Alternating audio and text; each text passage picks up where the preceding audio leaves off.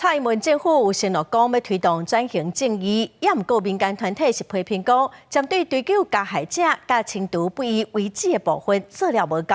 今仔早起，民间团体佮有政治受难者佮有家属是到中正纪念堂去游行，伊嘛希望蔡政府伫任期结束进前，会当来落实转型正义的承诺。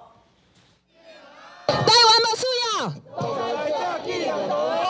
这次关注转型正义的民间团体和支白白色恐怖受难者甲家属，身躯顶派受难者的相片来到中正纪念堂花口河游行，要求蔡政府伫卸任进前赶紧轻度不义为止，尤其是中正纪念堂要量早转型。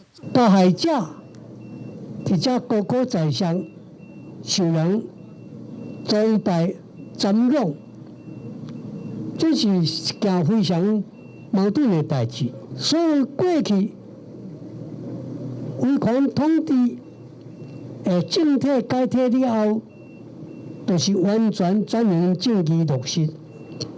为到目前为止，台湾也未完全落实。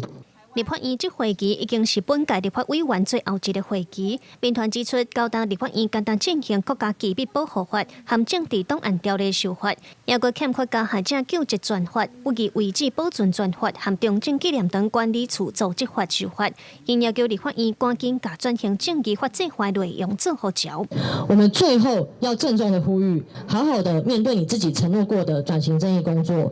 希望我们可以在明年选举之前，看见民进党政府具有执行政策的能力。蔡政府自上任以后，成立东山会促转会，希望透过公布真相、轻度不义为止来推动转型正义。但是民团指出，政府伫咧追究加害者和轻度违反上等的部分，要阁做甲无够。因呼吁蔡政府和朝野各党派，爱透过转型正义法制化来深化人权和民主的意义。记者卢尚如、郑俊尧台北报道。